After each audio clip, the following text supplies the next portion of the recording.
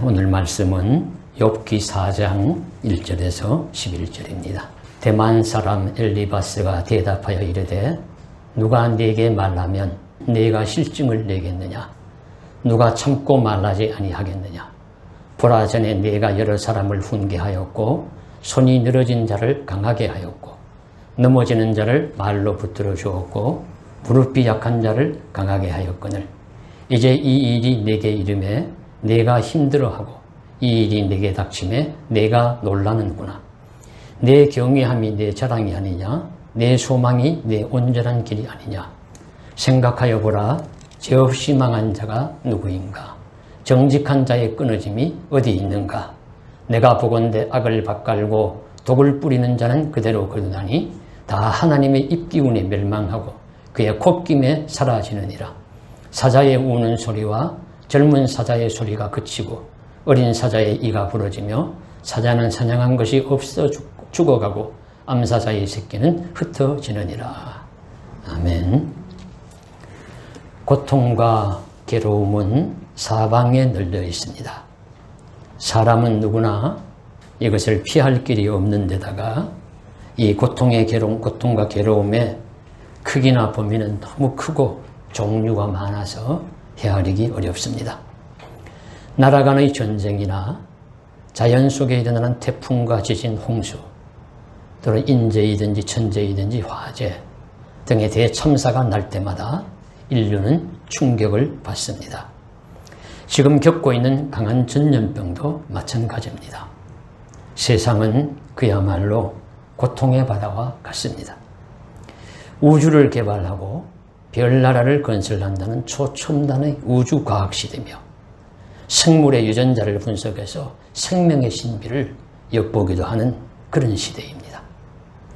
잘 사는 가정에 한두 가정에 하나씩 있던 그런 전화기가 불과 수십 년 만에 이젠 가정 단위가 아니라 각 개인의 손에 매우 발달된 버전으로 엄청난 정보 기술을 동반한 채 들려져 있고, 제가 살던 수천 명이 사는 지방 소도시에 자가용을 가진 사람 그저 몇 가정 손꼽을 수 있었는데 이제는 집집마다 가정마다 그 자가용이 있는 그런 시대에 살지만은 행복하다고 소리치는 사람보다는 고통과 괴로움에 비명을 지르는 사람이 사방에 넘쳐나고 있습니다.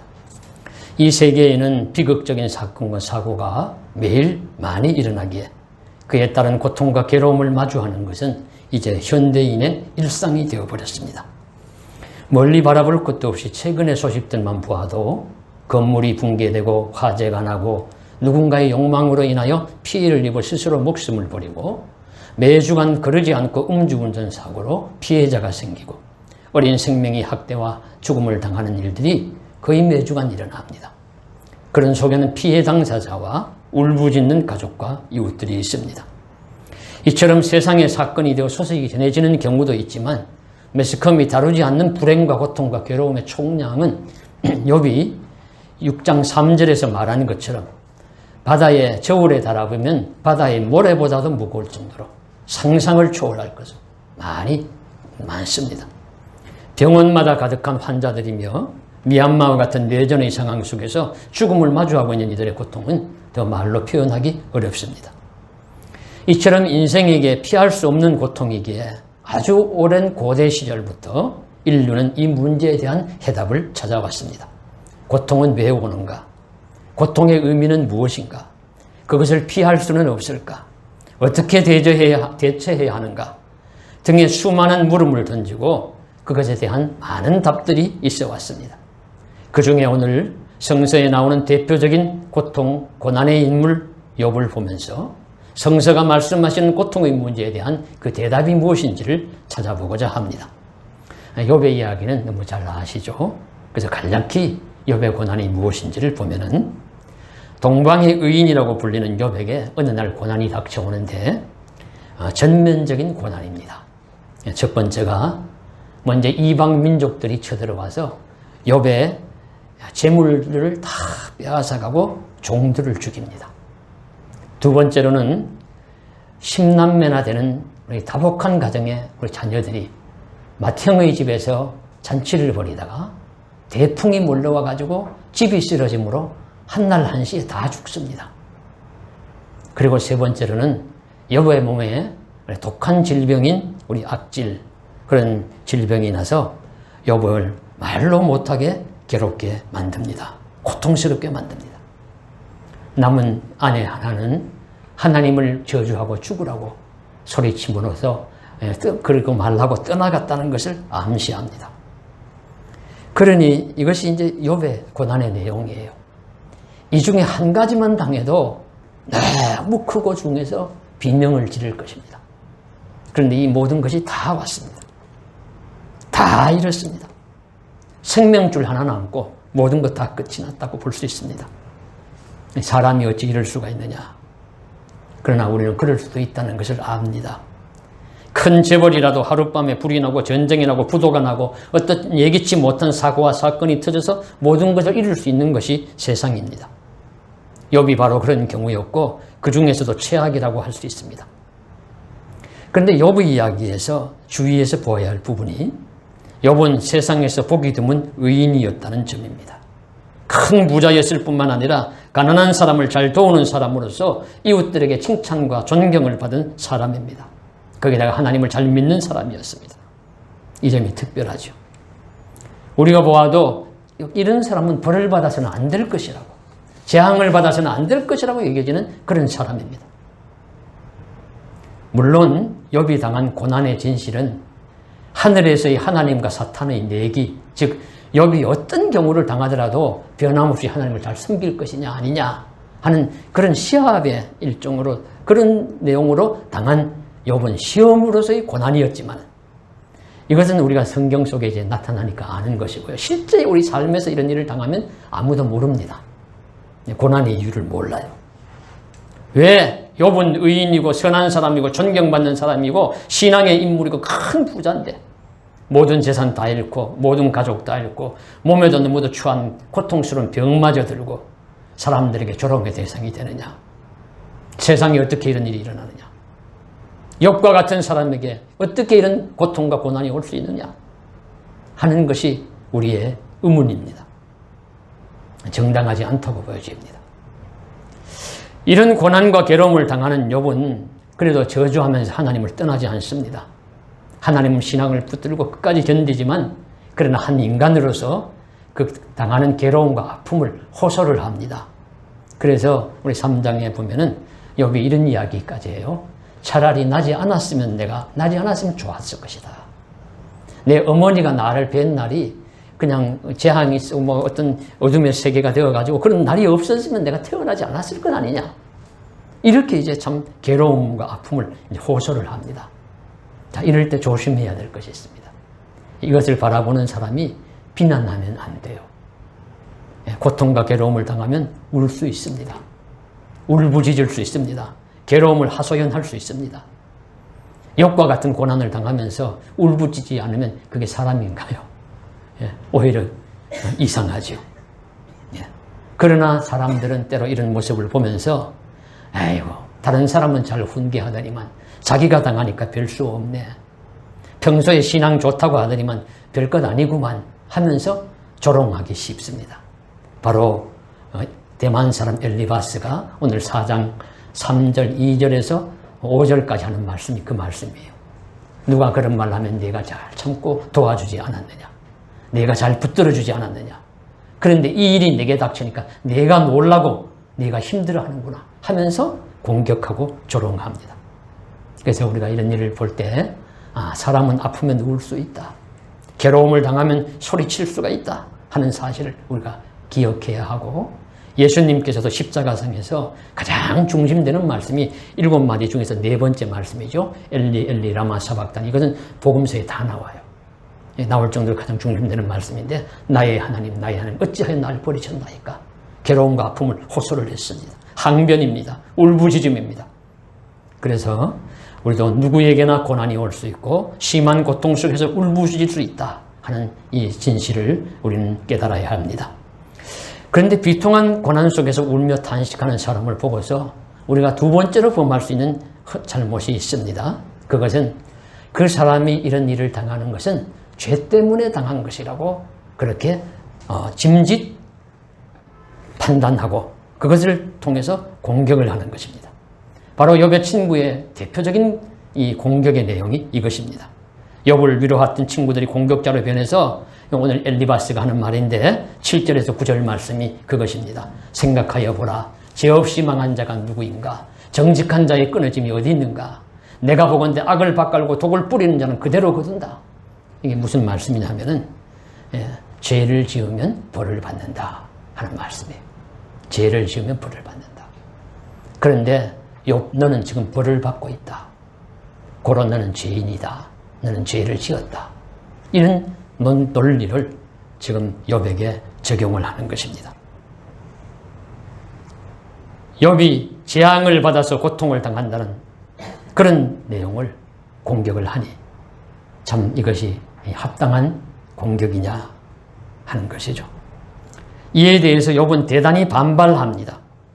6장 25절에 많은 말씀을 하지만 그 중에 한마디, 옳은 말이 어찌 그리 고통스러운고 너희의 말은 누구를 책망함이냐. 저는 대표적인 이 말을 찾았어요. 말은 옳은 말인데 그것이 나에게 해당된다고 누가 얘기하더냐. 그것이 나에게 꼭 해당된다고 어떻게 당신이 알고 그렇게 공격을 하느냐. 왜 나에게 적용을 하느냐 하는 그런 말로 억울함을 참지 못합니다. 물론 욥기를 보면 많은 말씀들이 나와요. 하늘의 하나님이 보증인이 되어다시 하늘의 하나님을 향해서 내가 눈물을 흘린다고 바라본다는 이야기도 나옵니다. 우리는 욥의 반발처럼 욥이 죄 때문에 고통을 당하고 있는 것이 아님을 알고 있습니다. 절대적인 의인은 아니지만 상대적인 의인은 되는 것이 욥입니다. 다른 많은 사람들에 비해서 더 선하고 의롭고 신실합니다. 그런데 욥은 많은 재난을 당하고 친구들과 하는 공격을 받기도 합니다. 과연 인생이 당하는 고통과 고난은 어떤 경우에 오는 것입니까? 우리는 질문하지 않을 수 없어요. 그래서 고난의 종류에는 어떤 것들이 있는지 4가지 유형으로 나누어 보겠습니다. 그 첫 번째는 죄와 허물로 인해서 오는 고난이 있습니다. 욥의 친구들이 증명하고자 했던 그런 고난도 세상에는 있습니다. 성경에서 다윗이 밧세바를 범죄해서 낳은 어린 아들의 죽음이나 다윗의 가정에서 일어나는 그 자녀들 간의 다툼은 다윗의 범죄로 인해서 일어났다고 할 수 있습니다. 다윗의 죄에 대한 하나님의 응징의 의미가 있습니다. 선지자 요나가 탄 배가 풍랑에 시달리고 죽음의 위협에 빠지고 요나가 바다에 던져진 일은 요나의 죄, 하나님의 말씀에 불순종하였기 때문에 일어났습니다. 이처럼 실제로 세상에는 나 자신이나 누군가의 잘못과 악함이나 불순종과 같은 죄로 인한 고난과 고통이 찾아오는 경우도 있습니다. 설명 가능한 죄에 대한 심판으로서의 고통, 악에 대한 결과로서의 고난이라는 인과관계가 성립하는 경우도 많이 있습니다. 살인, 간음, 도둑질 하였기에 벌을 받는 것입니다. 이런 경우에 합당한 인간의 자세는 회개입니다. 다른 길은 없어요. 다윗처럼 침상을 눈물로 적시며 회개하든지 요나처럼 물고기 뱃속에서라도 회개해야 합니다. 하나님과 사람들 앞에서 잘못을 시인하고 용서를 구하고 삶의 자세를 되돌려 올바른 방향으로 나아가는 것이 최선의 방책입니다.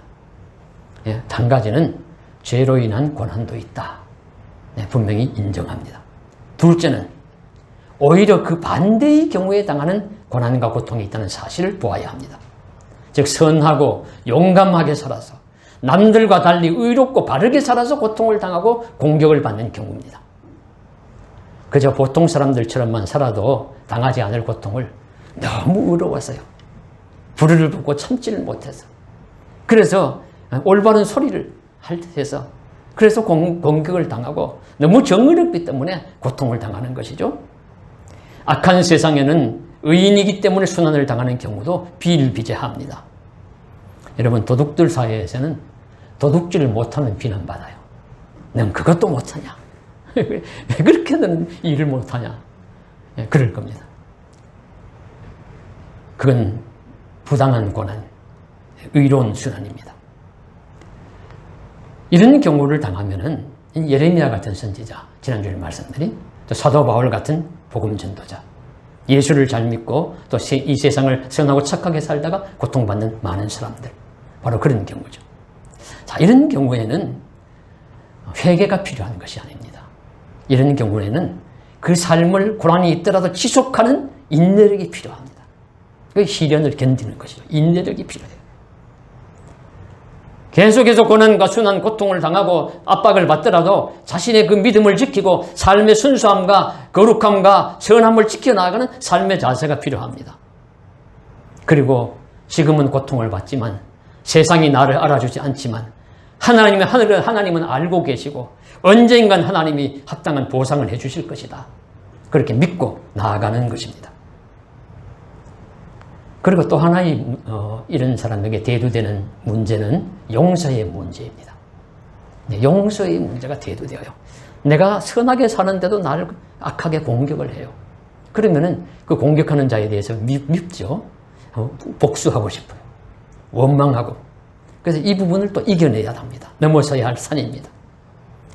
그들에게 복수하고 싶고 똑같이 돌려주고 싶은 것을 다 주께 맡기고 훌륭한 신앙인들을 보면 이와 같은 산도 잘 넘어섭니다. 예수님도 바울도 넘어서고 극복했습니다. 그들을 위해 오히려 기도합니다. 나치에게 체포되어 죽어간 본해법 목사님이나 주기철 손양원 목사님 같은 분들이 걸어간 길도 억울한 고난을 당하였지만 죽음을 당하였지만 대적자를 미워하고 저주하기보다는 올바른 길로 돌아오기를 기도하면서 살아갔습니다. 그래서 우리는 이런 고난도 있다는 것. 누구보다도 자유와 정의를 사랑하고 신앙의 절개를 지키고 다른 사람이 흉내도 낼 수 없는 놀라운 사랑을 소유하더라도 이 악한 세상에서는 고난을 당하기도 한다. 고통을 받기도 한다 하는 사실을 우리가 바라보아야 합니다. 만일에 우리가 이런 고난을 당하면 믿음으로 잘 감당하며 이겨낼 수 있기를 간절히 소망합니다. 자, 셋째는 선하게 살든 악하게 살든 관계없이 누구에게나 닥치는 고난과 고통이 있습니다. 이것은 생로병사에 연관된 사람에게 당하는 그런 고난과 고통입니다. 나이들은 늙어가면은 젊을 때보다는 노화가 되니까 병도 많이 생기고 힘도 약해지고 아픈 것도 옵니다. 그런데 어떻게 하다 보면 오래 사는 경우가 있잖아요. 내가 오래 살면은 내 옆에 있는 분들이 떠나가요. 떠나가시면 내가 외로워지죠. 그것도 고난입니다. 이별, 외로움, 상실. 그런데 이런 고통들은 누구나 겪는 괴로움과 고통이에요. 그래서 이런 일들이 왔을 때 자연스럽게 받아들여야 합니다. 수용해야 될 일이에요. 우리 하나님이 정하신 법칙의 순리 안에서 살아가는 길입니다. 근데 이런 일이 왔을 때 왜 내게는 이런 일들이 오느냐고 너무 난리쳐도 그건 좀 부당하고요. 그리고 또 이런 생로병사 또 나이 많은 노화되고 그래서 질병이 오고 아픔이 오는데 왜 회개하지 않느냐고 그래서 왔다고 또 이렇게 질책하는 것도 합당하지 않습니다. 유한한 인간이면은 누구나 겪는 괴로움과 고통이기 때문입니다. 자연스러운 일로 받아들여야 돼요. 그래서 이런 일들이 왔을 때 성서와 신앙이 주는 다양한 위로와 소망에 집중하는 법을 배워야 합니다. 바울 사도의 권면처럼 소망 없는 다른 이와 같이 슬퍼하지 말 것이며 데살로니가전서 4장 13절에 나옵니다. 고린도후서 4장 16절에는 우리가 주목하는 것은 보이는 것이 아니요 보이지 않는 것이니 보이는 것은 잠깐이요 보이지 않는 것은 영원함이라. 이런 말씀들을 붙잡고 기억하면서 힘을 내어야 합니다. 그리고 이별 후에 만남 있고 죽음 후에 부활 있고 고난 끝에 영광이 올 것을 믿음으로 확신하며 주신 생명 다하는 날까지 기꺼이 살아내는 것이 이런 고난에 대한 합당한 자세가 될 것입니다. 우리도 믿음으로 신실한 모습으로 이런 종류의 고난을 잘 감당할 수 있기를 원합니다. 단지 바라기는 하나님이 좀 더 은혜로운 삶을 허락하시사 어떤 일을 마침에도 유종의 미를 거두게 하시고 인생의 마침에도 유종의 미를 거두는 모습으로 매듭지을 수 있도록 주님 도와주시기를 간절히 소원합니다. 그리고 네 번째로 마지막 종류의 고난이 있습니다. 이건 앞에 나간 말씀드린 세 가지 요소에 하나도 해당되지 않는 것입니다. 죄 때문도 아니고 의로 와서 당하는 고난도 아니고 자연스럽게 누구에게도 오는 것도 아닌 불가사의하고 도무지 원인과 이유를 알 수 없는 것입니다. 이런 경우에 사람들은 하늘을 향해서 부르짖습니다. 어찌된 일이냐고. 바로 욥이 당한 고난이 이 경우예요. 사람으로서는 그 원인과 이유를 알 수 없습니다. 수수께끼 같고 도무지 설명이 되지 않는 고난입니다. 세상에는 이런 고난과 고통도 많이 있다는 사실을 인정해야 합니다. 그래서 이런 여러 종류의 고난과 고통의 이유가 있음을 볼 때 우리가 조심해야 할 것이 누군가 당하는 고난을 함부로 판단하지 않아야 한다는 것이죠. 그럼에도 우리가 가장 쉽게 범하는 것이 옆에 친구들이 범한 허물과 같습니다. 결과를 보고 과정을 너무 쉽게 판단해요. 거기에 나의 선의의 선입견들이 포함되어 있습니다. 국민일보 지난 여론조사에서 어떤 가장 싫은 나라가 어디냐 그런 여론조사를 하니까 중국이 51.7%, 일본이 31.2%, 북한이 12.6%, 미국이 2.2% 그런 순서로 나왔다고 하는 것을 읽어보았어요. 그래서 읽으면서 아무래도 우리 민족은 오랫동안 참 가까이 있으면서 쌓인 감정도 많고 하니까 중국과 일본을 싫어하는구나. 그렇게 알 수 있습니다. 근데 그런 것이 이제 우리에게도 나타나는 것이 그래 이렇게 하다가 큰 중국 대륙에서 어떤 곳에서 큰 지진이 발생해서 사람이 많이 죽었다. 그러면 우리가 탁 입에서 나오는 말이 아이고 중국 놈들 그저 음흉하더니만 벌을 받는 거야. 일본에 큰 쓰나미가 나서 많은 고통을 당하간다. 일본 너무 약삭 빠르지만 회개해야 돼.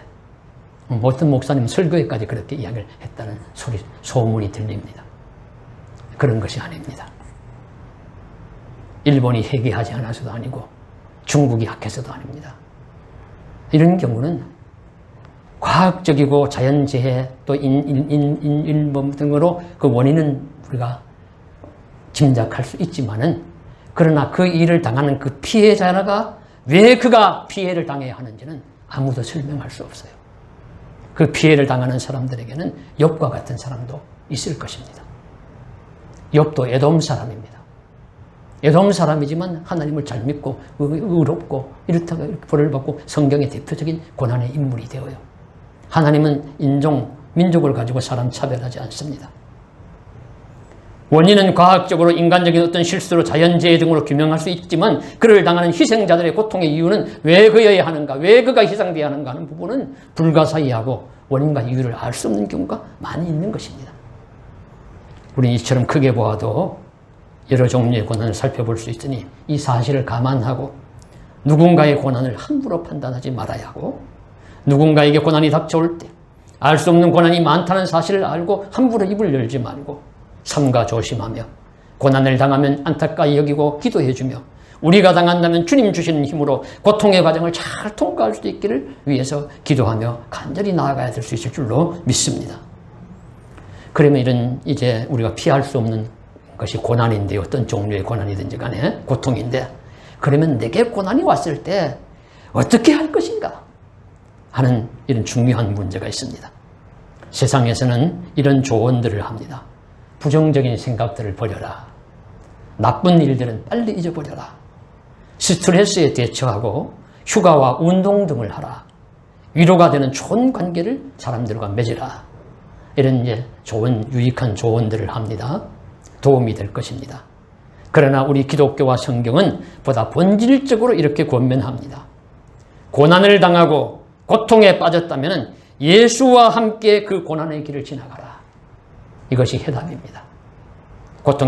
고통과 고난을 당할 때 예수님과 함께 그 고난의 길을, 고통의 시절을 지나가라는 말씀입니다. 기독교 신앙은 혼자서 할 수 없다고 봐요. 사람이 자기 힘으로, 내 혼자 힘으로 이길 수 있으면 좋았지만 그렇게 할 사람은 그 존재 자체가 아니라고 인정을 합니다. 내게 당한 극한 고난과 고통을 이겨내기 어렵습니다. 나보다 더 힘이 강한 누군가 나와 함께 걸으면서 내가 쓰러질 때 일으켜주고 내가 넘어지면 일으켜주고 내가 못 걸을 때 부축해서 함께 안고 건너가고 해야 내가 그 어려운 고통과 고난의 길을 이겨낼 수가 있습니다. 시편 23편 4절 내가 사망의 음침한 골짜기를 지날지라도 해받음을 두려워하지 아니하면 주께서 나와 함께 하심이라. 사망의 음침한 골짜기를 지날지라도 걸어갈지라도 내가 그곳에서 넘어지지 않고 쓰러지지 않고 영원히 멸망하지 않고 살아가는 길은 주께서 나와 함께 걷기 때문입니다. 이 사실을 성서는 말씀하시고 있습니다. 걷는다는 말씀에 주목해 보시죠. 주님과 함께 걷는다. 걷는다는 말은 계속적인 행위입니다. 진행의 의미가 있습니다. 우리가 걸으면은 깊은 물도 만나고 타는 불길도 걸을 때가 있고 모래사장이나 돌밭이나 가시밭길이나 평탄한 길도 걸을 때가 있습니다. 어떤 어렵고 힘든 길을 만나도 넘어지지 않고 충격 속에서 좌절하거나 두려움에 얼어붙지 않고 그렇게 일어나서 계속해서 길을 걸어가야 지나가야 사는 길이고 생명의 길입니다. 이런 길을 혼자서는 못 지나간다 하는 것이 성서가 말씀하시고 있습니다. 예를 들면은 길 중에서 아마 불길이 제일 위험한 길일 거예요. 여러분 불길 속에는 온몸을 무장을 하고 훈련받은 소방관도 거기서 탈출하지 못하고 죽지 않습니까? 그만큼 이 불길은 불구덩이는 지나기가 어려운 길입니다. 최악의 길일 겁니다. 그런데 이 불길을 지나는 것에 대한 의미 깊은 통찰력을 성서가 설명한 곳이 있죠. 바로 다니엘의 세 친구가 풀무불에 빠졌을 때입니다. 왕이 세운 신상에 절하지 않으면 풀무불에 넣는다. 우리는 그곳에 들어갈지라도 우리는 절하지 않겠습니다. 그래서 풀무불에 던져졌어요. 불길이 얼마나 센지 던지는 사람까지 불에 타서 그냥 죄가 되었다 합니다. 죽었다 합니다. 그런데 불길 속에 던져진 사람은 당연하게 죄가 되고 소멸되고 그냥 금방 타서 없어져야 되는데 그 불길 속을 들여다보는 왕과 신하들 그 눈앞에 네 사람이 보입니다. 네 사람이 보이는데 그냥 보이는 게 성경을 나중에 다니엘서 3장을 읽어보십시오. 보시면은 네 사람이 걸어다닌다 그렇게 표현되어 있어요. 네 사람이 그냥 서 있는 것이 아니라 걸어다니는 것이 보이지 않느냐. 걸어다닌다. 그런데 걸어다니는 것이 불길에 던져진 세 사람만 걸어다니는 것이 아니라 하나가 더 있어요. 한 존재가. 제가 누구냐? 신들의 아들과 같습니다. 신들의 아들의 모양과 같구나. 바로 천사이든지 하나님이시든지 우리가 기독교 우리 신약의 입장에서 해석을 할 때는 예수 그리스도로 봅니다. 예수 그리스도께서 불길 속에 있는 자들과 함께 하실 때, 함께 걸을 때 그 맹렬한 불길 속에서 타서 소멸되지 않고 죽어 사라지지 않고 견딜 수 있다, 이길 수 있다, 걸어 나올 수 있다 하는 의미 메시지를 주시는 말씀입니다. 핵심이죠. 불 속을 만나더라도 그분과 함께함으로 그분이 함께 걸음으로 그분과 함께 걸음으로써 불길에 타지 않고 살아서 나올 수 있습니다. 맹렬히 타는 물과 같은 고난도 이겨냈다는 메시지입니다. 주요 키는 불 속에서 함께 걸어다니는 어떤 신비한 존재가 더 있었는데 그 존재가 맹렬한 불길 속에서 세 사람을 타지 않게 살도록 했다는 말씀입니다. 그분이 누굽니까? 예수 그리스도입니다. 바로 성도는 이런 불 속에 던져지는 것 같은 고통 속에 있을지라도 주님과 함께 걸으며 그 불길을 이겨내야 합니다. 이 말씀은 성도가 불구덩이 같은 곳을 지날지라도 그리스도 예수와 함께 걸으면 해를 받지 않고 지나갈 수 있다는 메시지를 주는 것입니다. 이것이 세상에서 고난을 당할 때 성도가 어떻게 살아야 할지를 가르쳐 주시는 가장 근본적인 메시지입니다. 우리는 고난을 당할 때 주님과 함께 걸어야 합니다. 불소가 같은 고난의 길도 주님과 함께 걸으면 주님은 불에 타지 않도록 우리를 도와주실 것입니다. 그러므로 우리는 고난에 빠질 때 주와 함께 길을 걸을 수 있기를 바랍니다. 찬송을 기억해 보십시오. 주와 같이 길 가는 것 즐거운 길 아닌가. 한 걸음 한 걸음 주 예수와 함께 날마다 우리는 걷겠네. 걸음 걷는 거는 뭐 두 걸음씩 세 걸음씩 팍 뛰는 것이 아니라 한 걸음 한 걸음 날마다 계속해서 걷는 것입니다. 걷기는 드라마틱하지 않아요. 걷는다는 것은 오래 최고의 스피드로 달리는 것도 아니고 숨이 차도록 몸부림을 치는 것 같이 격정적이지 않습니다. 걷는다는 것은 오랫동안 한결같은 방식을 유지하는 꾸준하고 반복적인 동작입니다. 신앙생활은 걷기와 같습니다. 물론 성서에 달린다, 뛴다는 이야기 나오지 않는 것은 아닙니다. 그러나 그보다는 많은 우리 내용이 신앙생활은 꾸준히 걷는다는 의미가 있습니다. 아브라함도 주어진 길을 꾸준히 걷습니다. 모세도 40년을 꾸준히 걷습니다. 모든 선지자들과 예수님의 제자들도 신앙의 길을 꾸준히 걷습니다. 신앙은 걷기와 같습니다. 화려하지 않지만 주님과 함께 꾸준히 걷는 것입니다. 스카이다이빙도 아니고 수초 만에 하늘을 차고 오는 비행도 아닙니다. 신앙은 걷기가 되어야 합니다. 그래서 우리 신앙생활 하는 것도 보면 그렇죠. 막 갑자기 불길이 타오듯이 와르르 하면서 하다가 금방 싹 사라져가지고 그냥 언제 그랬냐는 듯이 그럴 수도 있지만 그러나 크게 타오르지는 않지만 꾸준히 한 걸음씩 한 걸음씩 날마다 날마다 걸어가는 그 신앙이 더 아름답지 않습니까? 더 하나님이 보실 때 더 귀하게 여기실 줄로 믿습니다. 그래서 우리는 우리의 신앙이 날마다 날마다 그리고 한 걸음 한 걸음 걷는 걸음이 되어야 합니다. 일상이 되어야 하고 꾸준해야 하고 지속적이 되어야 합니다. 믿음의 길 걷기는 날마다 기도하는 일이고 날마다 말씀 읽는 일이고 날마다 순종하고 믿음의 친구들과 대화하며 날마다 예배하고 날마다 교회 생활에 헌신하고 날마다 주님을 생각하는 일입니다. 믿음의 길을 걷는다는 것은 오늘 또 내일 또 그 이후에도 계속되는 지속적인 일상이 되어야 하며 느리지만 꾸준히 진리를 사모하며 한 걸음씩 한 걸음씩 나아가는 행위입니다. 고난도 이처럼 주와 함께 걸으며 극복할 수 있습니다. 날마다 지속적으로 주님과 함께하며 예수님을 바라보고 예수와 감사하며 예수를 사랑하고 예수를 기대하며 나아갈 때 어느 날이 되면 내가 불 밖에 나와 있구나, 내가 불길 이기고 밖에 나와 있구나 하는 자신을 체험할 수 있을 줄로 믿습니다. 그런 일들이 일어나기를 간절히 소망합니다. 끝으로 한 가지 우리 교훈만 더 깨달을 수 있는 것은 하나님은 왜 그러면 이렇게 인생에게 고난을 주실까, 고통을 허락하실까? 자, 고통에 빠지면 거기에 쓰러져서 넘어지든지 일어나든지 둘 중 하나입니다. 그렇지 않아요? 다른 길은 없죠? 쓰러져서 그냥 패배하든지 멸망하든지 아니면 일어나든지. 그러나 일어나면 반드시 유익이 있습니다. 일어나면 많이 성장해 있습니다. 많은 교훈을 받았습니다. 성숙해 있습니다. 고난을 통해서 단련되고 성숙됩니다. 그 욥도 훌륭한 사람이었지만 이 고난을 이기고 난 다음에 더 훌륭한 사람이 되는 것이죠. 고난의 풀목불을 지나보지 않는 사람은 진정한 성숙의 길을 걷기가 어렵습니다. 자신이 어떤 사람인지 알려면 고난의 불을 지나보아야 합니다. 상처 입고 힘든 사람을 도와주는 따뜻한 사람이 되고 인생이 어떻게 흘러가는지 조금이라도 깊이 알려면 고난의 불을 지나보지 않으면 어렵다는 사실을 저와 여러분은 체험해서 잘 아실 줄로 믿습니다. 그래서 욥의 많은 깨달음 중에 가장 유명한 말씀 중에 하나죠. 욥기 23편 10절. 나의 가는 길을 오직 그가 아시나니 그가 나를 단련하신 후에는 내가 순금같이 나오리라. 그렇게 나왔습니다. 그러므로 우리에게도 고난이 닥칠 때 이 말씀, 이 가르침을 기억하고 주님이 나를 단련하시고 나를 순금같이 나오게 하시려고 오늘의 이 고난을 주시는 거야. 그러니 힘을 내어 주와 함께 걸으며 이 물길을 지나가야지. 이렇게 하며 잘 걸어 나아갈 수 있기를 원합니다. 하나님은 보이지 않아도 일하고 계십니다. 주님은 보이지 않아도 내 곁에 함께 길을 걷고 계십니다. 내가 불속과 같은 길을 걸을지라도 주님은 함께 하십니다. 이것이 신앙입니다. 이것을 믿는 것이 신앙입니다. 이 신앙을 가지고 한 걸음 한 걸음 날마다 날마다 저 하나님 나라를 향하여 걸어갈 수 있기를 원합니다. 주님과 함께 한 걸음 한 걸음씩 날마다 하나님 나라를 향하여 걸음으로 불길과 같은 어렵고 고통스러운 길도 잘 이겨낼 수 있기를 주의 이름으로 간절히 축원합니다. 기도드리겠습니다. 사랑하는 하나님 아버지, 우리도 고난과 고통을 받습니다. 우리도 사람이기에 어려움이 있습니다. 그때 주님 불길과 같은 고난도 주와 함께 걸음으로 이겨내게 하여 주옵소서. 정금같이 순금같이 나오게 하여 주옵소서.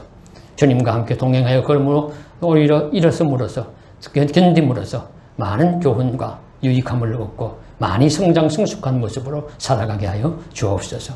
고난, 고통, 괴로움이지만은 그 아픔을 이겨낼 수 있는 분들이 되기를 원하옵고 주님 홀로 걷게 하지 마시고 주님 함께 걸으심으로써 성령 능력 역사하심으로써 잘 이겨내게 하여 주시옵소서. 예수님 이름 받들어 간절히 기도드리옵나이다. 아멘.